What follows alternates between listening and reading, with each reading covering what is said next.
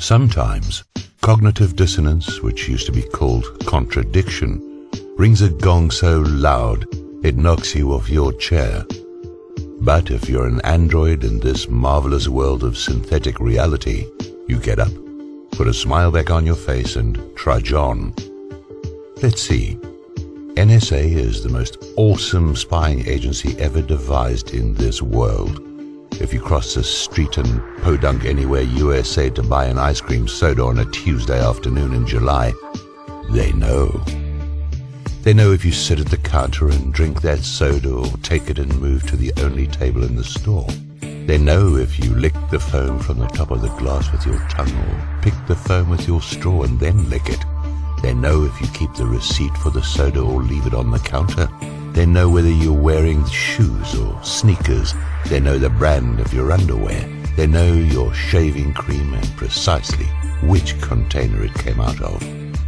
But this agency, with all its vast power and its dollars, can't track one of its own. A man who came to work every day. A man who made up a story about needing treatment in Hong Kong for epilepsy and then skipped the country. Just can't find him. Can't find him in Hong Kong, where he does a sit-down video interview with Glenn Greenwald of The Guardian. Can't find that safe house or that hotel where he's staying. Nope, can't find him or spy on his communications whilst he's in Hong Kong. Can't figure out he's booked a flight to Russia. Can't intercept him at the airport before he leaves for Russia. Too difficult. And this man, this employee, is walking around with 4 laptops that contain the keys to all the secret spying knowledge in the known cosmos. Can't locate those laptops, can't hack into them to see what's there, can't access the laptops or the data. The most brilliant technical minds of this or any other generation can find a computer in Outer Mongolia in the middle of a blizzard, but these walking around computers in Hong Kong are somehow beyond reach. And before this man, Snowden, this employee, skipped Hawaii, he was able to access the layout of the entire US intelligence network. Yes, he was able to use a thumb drive. He walked into work with a thumb drive, plugged it in, and stole everything. He stole enough to take down the entire US intelligence network in a single afternoon. Not only that, but anyone who worked at this super agency as an analyst, as a systems analyst supervisor, could have done the same thing. Could have stolen the keys to the kingdom. This is why NSA geniuses with IQs over 180 have decided now, in the midst of the Snowden affair, that they need to draft tighter rules and procedures for their employees. Right. Now, a few pieces of internal security they hadn't realized they needed before will be put into place. This is, let me remind you, the most secretive spying agency in the world, the richest spying agency, the smartest spying agency, but somehow, over the years, they'd overlooked this corner of their own security. They left a door open so that any one of their own analysts could steal everything, could take it all, could just snatch it away and copy it and store it on a few laptops. But now, yes, now, having been made aware of this vulnerability, the agency will make corrections. Sure. And reporters for elite US media don't find any of this hard to swallow. A smart 6th grader could see through this tower of fabricated baloney in a minute, but veteran, grizzled reporters are clueless. In an episode on Charlie Rose recently, a gaggle of pundits or news people warned that Ed Snowden, walking around with those 4 laptops, could be an easy target for Chinese spies or Russian spies who could get access to the data on those computers. The spies could just hack in, but the NSA can't. No, the NSA can't find out what Snowden has. They can only speculate. It's charades within charades. This whole Snowden affair is an op. It's the kind of op that works because people are prepared to believe anything. The tightest and strongest and richest and smartest spying agency in the world can't find its own employee. It's in the business of tracking and it can't find him. It's in the business of security and it can't protect its own data from its employees. If you believe that, I have some timeshares to sell in the black hole in the center of the Milky Way. I've made a case for Snowden being a CIA operative who still works for his former employee. He was handed a bunch of NSA data by the CIA. He didn't steal anything. The CIA wants to punch a hole in the NSA. It's called an internal turf war. It's been going on as long as those agencies have existed side by side. For example, the money. Wired magazine, June 2013 issue.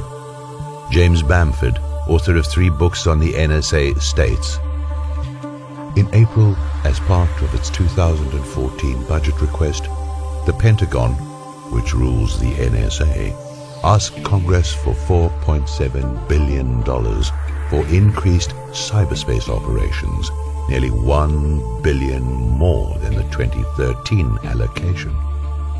At the same time, budgets for the CIA and other intelligence agencies were cut by almost the same amount, $4.4 billion. A portion of the money going to the NSA will be used to create 13 cyber attack teams. That means spying money. Far more for the NSA, far less for the CIA. Turf war. But in this article, let's stay focused on the fairy tales, which are the cover stories floated to the press, the public, and the politicians. We have reporters at the Washington Post and at The Guardian. We have Julian Assange, the head of WikiLeaks. They're all talking to Snowden. The NSA can spy on them, right? Can listen to their calls and read their mails and hack into their notes. Just like people have been hacking into the work and home computers of Cheryl Atkinson, Star's CBS investigative reporter. But the NSA can't do all this spying and then use it to find Snowden. Just can't manage it. So everybody in the world with a computer has passwords. The NSA can cut through them like a sword through hot butter.